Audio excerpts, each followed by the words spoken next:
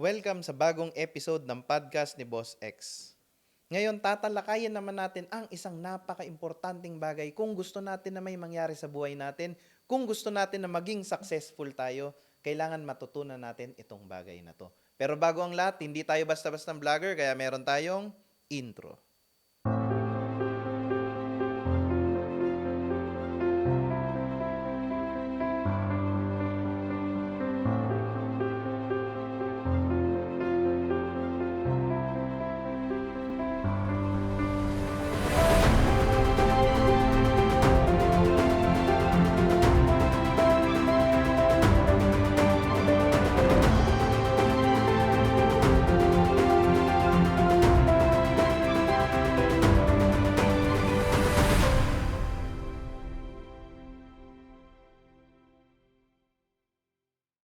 So ayun, sa lahat na nanonood ng podcast ko, magandang umaga, magandang tanghali, magandang hapon, magandang gabi at magandang madaling araw at magandang lalaki pa rin ako. So ayun nga, kung anong oras ka man nanonood ngayon, magandang araw sa'yo, magandang buhay ang naghihintay sa'yo. Part ba ng pagiging successful ang dapat hindi ka negative? Kasi may nagtanong sa akin, paano daw ba hindi maging negative?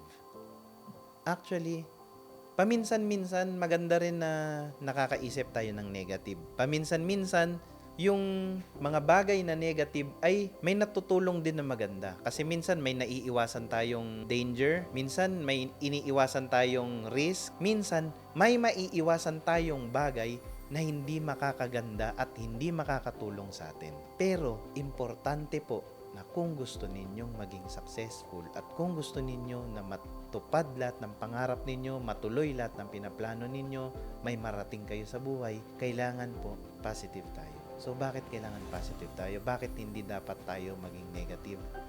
Kasi, once na negative thinker ka, once na negative yung mga naiisip mo, sigurado ako na baka hindi ka na makagalaw. May tinatawag tayong analysis paralysis. Ibig sabihin nun, sa sobrang kaiisip mo ng mga bagay na negative na pwedeng mangyari, ginugusto mo na perfect ang isang bagay bago mo gawin yun. Ginugusto mo na perfect lahat ng plano mo, perfect lahat step by step bago ka gumalaw. Kumbaga, hindi mo binibigyan yung sarili mo ng room para sa mga mistakes, para sa failure. Kasi kung nag-iisip ka ng negative, naiisip mo na baka hindi ka na makabangon o baka hindi ka na makabawi. Kaya paano ba natin iiwasan ito? Number 1, focus. Kailangan alam mo kung saan ka dapat nakafocus.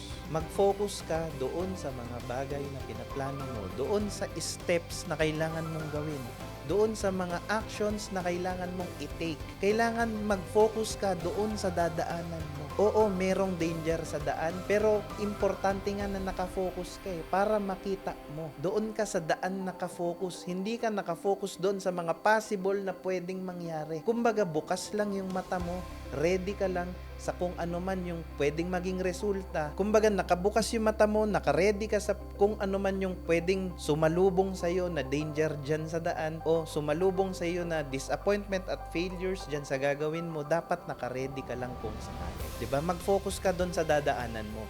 Kasi kapag nakafocus ka doon sa bagay na hindi mo naman kayang kontrolin, katulad na lang ng mga bagay na negative na yan, mga negativity na posibleng mangyari, kapag dyan ka nakafocus, baka mamaya hindi mo na nakikita yung dinadaanan mo, dun ka madapa. Kaya kung nakafocus ka dyan sa mga bagay na kailangan mong gawin, baka hindi mo maisip yung mga bagay na negative. Baka hindi ka takutin ng mga bagay na negative. Kasi once na natatakot ka, once na kinakabahan ka, minsan hindi mo naiisip yung ibang mga possible ways na pwede mong gawin para dyan sa mga plano mo, dyan sa negosyo mo, o dyan sa mga kailangan mong gawin. Pero minsan kapag kinakabahan ka, hindi ka rin nagiging creative. Hindi naka-open yung mind mo sa possible opportunities na pwede mong i-grab. Kasi nga, negative ka. Diba? Kaya importante, alam mo kung saan mo ilalagay yung focus mo at yung focus mo doon sa plano mo, doon sa dadaanan mo, doon sa pangarap mo, doon sa gusto mong mangyari. At isa pa kasi, kapag nakafocus ka sa isang bagay, most likely yun ang maa-attract mo. Kapag nakafocus ka sa isang bagay, most likely yun yung dadating sa buhay mo. Kasi kapag nakafocus ka doon sa dadaanan mo, yung utak mo humahanap at humahanap yan ng paraan para yun nga talaga yung mangyari. So yan po yung power ng attraction.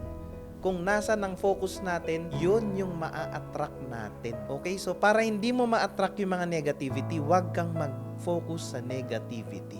Next is preparation. Para hindi ka maging negative, kailangan nakaprepare ka. Kapag nakaprepare ka, kapag handa ka, kung ano man yung mangyari sa'yo, kung ano man yung masalubong mo dyan sa dadaanan mo, handa kang salubungin yan, handa kang harapin yan, handa kang lampasan yan. Kasi nga nakaprepare ka. At kapag alam ng katawan mo, alam ng isip mo, alam ng puso mo na nakaprepare ka, hindi ka papasukin ng mga bagay na negative. Diba? Minsan kasi kaya tayo nagiging negative kasi hindi tayo nag-prepare. Diba? Parang sa mga estudyante lang yan eh. Kaya kayo kinakabahan sa exam kasi hindi kayo nag-aral.